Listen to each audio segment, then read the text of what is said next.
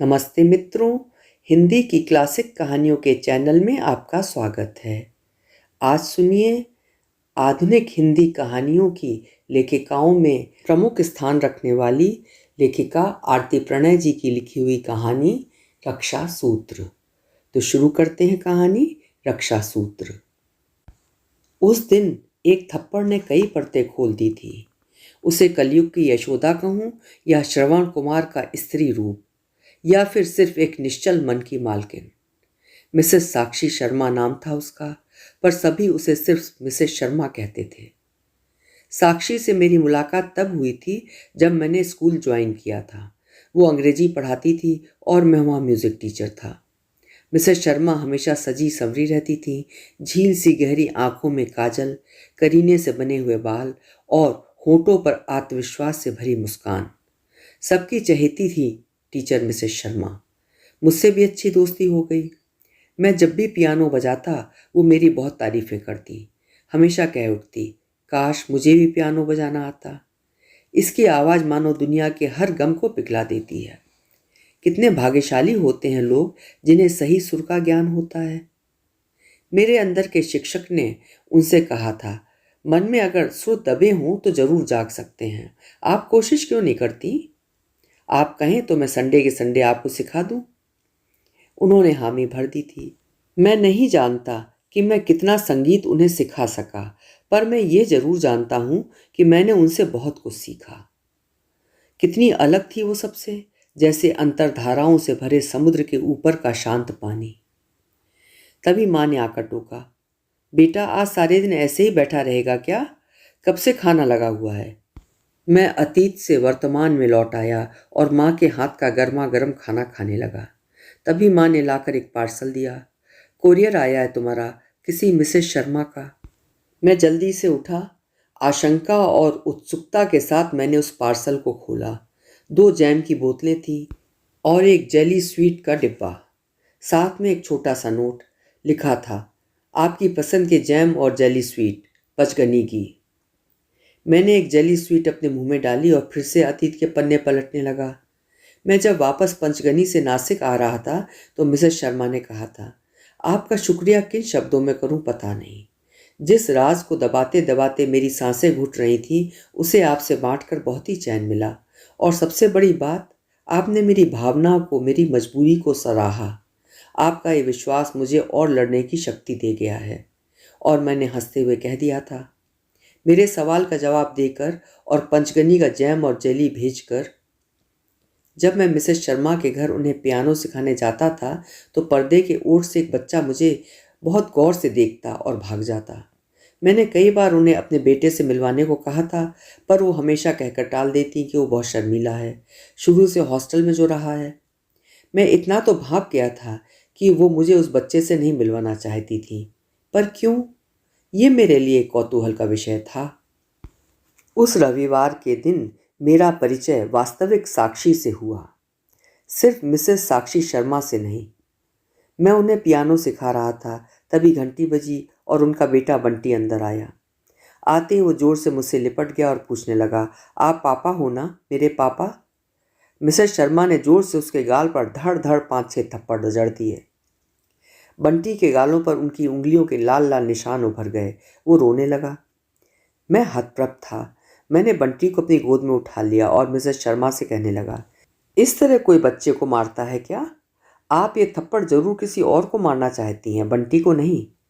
Mrs Sharma चिल्ला उठी, हाँ मारना चाहती हूँ उनको जो ममता का खिलवाड़ करते हैं, जो संतान को सिर्फ अपने मान सम्मान का जरिया समझते हैं, और उस ईश्वर को जिसने मुझे पति और मेरे बेटे को पिता के सुख से वंचित रखा। मैं उनका ये रूप देखकर कांप उठा था। मधुर मुस्कान के पीछे इतनी कड़वाहट भी हो सकती है? वो बेतहाशा बोल रही थी और अब तो रोने लगी थी।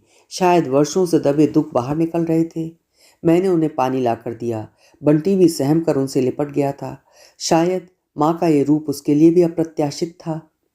फिर मिसेस शर्मा ने अपने आप को संभाला और बड़े प्यार से बंटी को सॉरी कहा। उन्होंने उसे मनाकर उसके लिए टीवी पर कार्टून लगा दिया। बंटी तो बहल गया, पर मेरे सामने कई अनबूझे सवाल अपने प्रश्नों के उत्तर की प्रतीक्षा करने लगे। मैंने मिसेस शर्मा से कहा, देखिए कुछ तो है जिससे आप अंदर अंदर घुट रही हैं। अगर आप उसे इसी तरह मन में दबाए रहेंगी तो बार बार ऐसे ही थप्पड़ आप अपने बंटी को मारेंगी। इससे तो बेहतर है आप मुझसे वो सब कहकर अपना मन हल्का कर लें। मिसेस शर्मा चुप रहीं। शायद तब तक मुझ पर उनका विश्वास नहीं था, इसीलिए मैंने आगे कहा, मैं अपने संगीत की कसम खाता हूँ और अपनी माँ की, आपके किसी राज में मैं अपनी कल्पना के रंग नहीं भरूंगा, ना ही सही या गलत का कोई निर्णय करूंगा।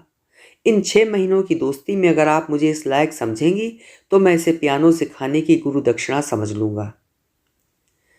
कुछ देर तक मिसेस शर्मा पत्थर की मूर्ति बनी बैठी रहीं। फिर उन्होंने गहरी सांस ली और कहने लगी, कभी मैं बंटी के लिए रक्षा सूत्र थी, पर अब वही मेरे जीवन का रक्षा सूत्र है। कभी मैंने उसे जीवन दान दिया था, लेकिन आज वही मेरा जीवन है। मैं फिर कभी उसे इस तरह थप्पड़ न मारूं, इसलिए आप चाहें जो भी सोचें, उसके परवाह किए बगैर मैं सच्चाई आपको बताती हूँ। बस उम्मीद करती हूँ कि आप ये राज किसी और को नहीं बताएंगे। मैं उस समय 19 साल की थी। मेरे पिताजी को कैंसर हो गया। डॉक्टर ने इलाज के लिए मोटी रकम कह दी। हम मध्यम वर्गीय परिवार तो बस आज और अभी में जीते हैं, कल और वर्षों का जुगाड़ नहीं करते, या यूं कहिए कर भी नहीं सकते। इतनी मोटी रकम कहाँ से लाते। माँ की आंखें सूजी रहने लगी। पिताजी की आंखों में निराशा थी और मैं अपनी विवशता पर रोती बैठी रहती थी। छोटी मोटी नौकरी से इतनी रकम जमा कर पाती, तब तक तो शायद पिताजी की सासें उनका साथ देने को तैयार न थी। उसी बीच माँ ने मुझे कोई भगवान का प्रसाद ला कर दिया। प्रसाद खाते ही मेरी किस्मत खुल गई। मुझे तो जैसे मेरी सारी समस्याओं का समाधान मिल गया था। प्रसाद किसी अखबार के टुकड़े में लिपटा था। उस अखबार के टुकड़े में एक नौकरी का इश्तहार था। 50,000 प्रति माह, सिर्फ 12वीं पास भी चलेगी, आकर मिलें। मैं नियत समय पर बताई गई जगह पर पहुंच गई। इंटरव्यू एक फ्लैट में था। वहां एक दंपति बैठे हुए थे। दोनों काफ़ी स्मार्ट और संपन्न लग रहे थे। मुझे देखते ही उन्होंने कहा, देखो तुम शायद ये जॉब नहीं कर पाओगी। दरअसल हमें एक सरोगेट मदर की ज़रूरत है। सरोगेट मदर जो हमारे बच्चे को अपनी कोख दे सके। मेरे तो जैसे पांव तले की ज़मीन सरक गई। मैंने सपने में भी नहीं सोचा था कि इश्तहार किसी इस तरह के काम के लिए होगा। लेकिन फिर मुझे अपनी माँ की आंखें याद आ गईं, जो अपने सुहाग के उजड़ने के डर से हमेशा डरी डरी रहती थी, और पिताजी की आंखें, जिनमें कई जिम्मेदारियों के अधूरे छूटने का अफसोस और मौत का डर रहता था।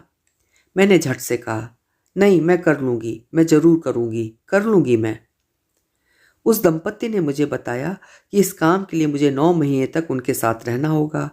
डॉक्टरी जांच और हॉस्पिटलाइजेशन भी होगा। मैं उनकी बातें सुन भी नहीं पा रही थी। मैं तो बस डॉक्टर की बातें याद कर रही थी कि कैंसर खतरनाक नहीं है अगर सही इलाज हो सही समय पर।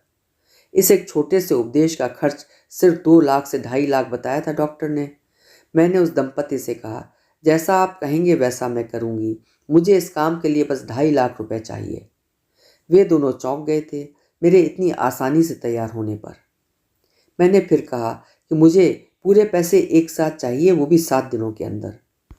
वे बेचारे अपनी संतान के मोह में थे और मैं अपने संतान होने के धर्म के लिए तत्पर थी। शायद हम एक दूसरे के पूरक थे। डॉक्टरों ने बताया कि मेरी कोख उनके बच्चे के लिए उपयुक्त है। डॉक्टर की हाँ सुनते ही उन दोनों ने मुझे गले से लगा लिया। जिस तरह लोग अपने मकान के लिए जमीन का भूमि पूजन करते हैं, मेरे लिए भी तो वो ईश्वर से कम नहीं थे। उनसे 2,50,000 रुपये लेकर जब मैं अपने घर जा रही थी तो मुझे लग रहा था जैसे मैं पिताजी के लिए अमृत लेकर जा रही हूँ। शायद कलयुग में पैसा ही अमृत है। एक नकली पेपर और अपॉइंटमेंट लेटर बनाकर मैंने माँ से कहा कि मुझे 1 साल के लिए विदेश में नौकरी मिली है, जो मुझे स्कॉलरशिप एडवांस में देंगे। ज़िंदगी के यथार्थ के सामने मुझे माँ से झूठ बोलने में भी झिझक नहीं हो रही थी। मैं जानती थी कि मेरे पिताजी की सांसें मेरे झूठ से ही चलती रहेंगी। माँ ने अपने सुहाग के मोह में और पिताजी ने शायद अपनी अधूरी जिम्मेदारियों के पूरे होने के मोह से मुझे सहमति दे दी। उस दंपति ने मेरे लिए कमरे को खूब अच्छे से सजाया था।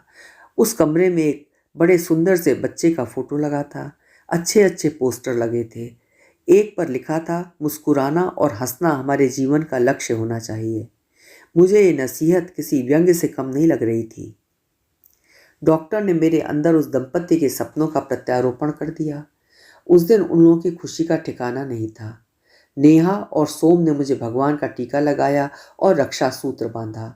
इसके साथ साथ मुझे उन्होंने और उस बच्चे की 9 महीने तक रक्षा करने की जिम्मेदारी से भी बांधा था। करीब 3 महीने गुजर गए। फोन पर माँ से पता चला कि पिताजी का ऑपरेशन हो गया और पिताजी ठीक हो रहे थे। बस थोड़ी सी कमजोरी थी। उनकी बातों में हमेशा मेरे लिए बस दुआ निकलती। वो कहती, तुम्हारी जैसी एक बेटी 100 बेटों के बराबर। कैसे लोग कहते हैं कि बेटियां बेटों सी नहीं होती। उस रात मैं अपने कमरे में सो रही थी। अचानक बगल के कमरे से रोने चिल्लाने की आवाजें आने लगीं। फिर कुछ बर्तनों गुलदस्तों के टूटने का शोर। मैंने उनके बच्चे की रक्षा का संकल्प लिया था, इसलिए मैं अपने कान तकिए से बंद कर सो गई। लेकिन अगली सुबह दरवाजे पर किसी ने जोर जोर से दस्तक दी। शायद मेरी बदली किस्मत ने।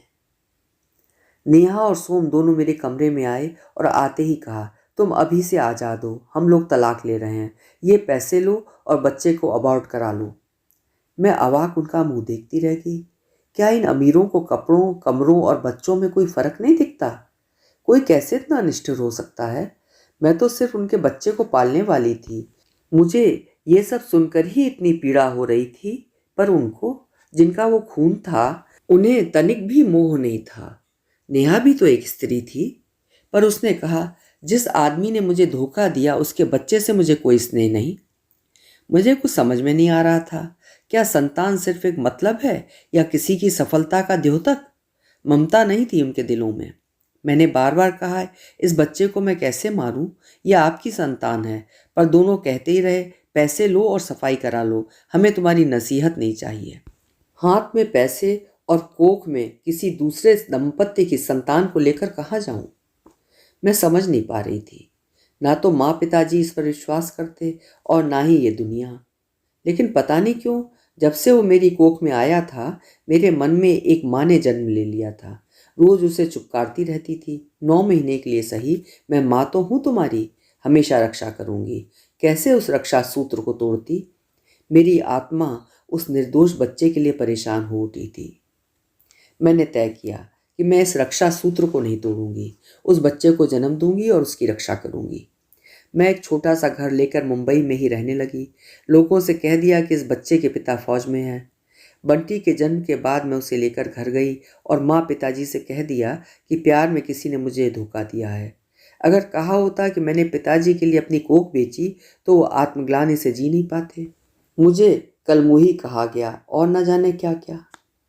माँ पिताजी ने तो ये कहकर अपनी मजबूरी दिखा दी कि मुझे वो अपना कर मेरी छोटी बहन रागनी का जीवन बलिदान नहीं कर सकते।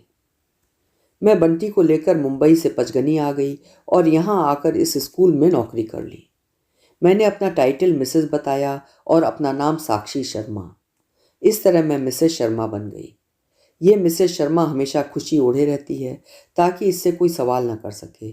सजती संवरती है ताकि मेरे अंदर का खालीपन किसी को दिखाई न दे। सबसे यही ढोंग करती हूँ कि मेरे पति आर्मी में हैं। कई महीनों में एक बार आते हैं। कई बार सप्ताह भर की छुट्टी भी ले लेती हूँ, सबको बता कर के मिस्टर शर्मा आए हैं। बंटी यानी आयुष को बोर्डिंग में दे रखा है ताकि लोगों को शक ना हो उसका खालीपन देखकर। सिर्फ उसके बोर्डिंग स्कूल के प्रिंसिपल को पता है कि मैं मिसेस शर्मा नहीं हूँ। मैंने शायद आयुष के मन में भी अपने पिता की एक छवि बना डाली है। बड़े अच्छे हैं, आर्मी में हैं, चश्मा लगाते हैं, मूछें लंबी लंबी, पियानो बहुत अच्छा बजाते हैं। ये सारी बातें शायद बंटी को आप में दिखाई दी, इसलिए वो अपने आप को रोक नहीं पाया और आपको ही अपना पापा समझ बैठा। पूरी सच्चाई सुनने के बाद मैं एकटक उन्हें देखता रह गया। वो मुझे इस सृष्टि की सबसे सुंदर स्त्री लगी थी। मैंने उसी क्षण उन्हें अपना सब कुछ मान लिया था और शायद मानता रहूंगा। अगली सुबह मिसेस शर्मा ठीक उसी रूप में स्कूल आई। शायद ममता की शक्ति ही इतनी होती है जो दुखों के समुद्र को भी समेटकर होठों पर मुस्कान सजा देती है। अभी आप सुन रहे थे आरती प्रणय जी की लिखी हुई कहानी रक्षा सूत्र। कहानी आपको कैसी लगी अपने विचार कमेंट बॉक्स में ज़रूर लिखिएगा, मैं प्रतीक्षा करूंगी। फिर मिलेंगे। आपका समय शुभ हो, मंगलमय हो।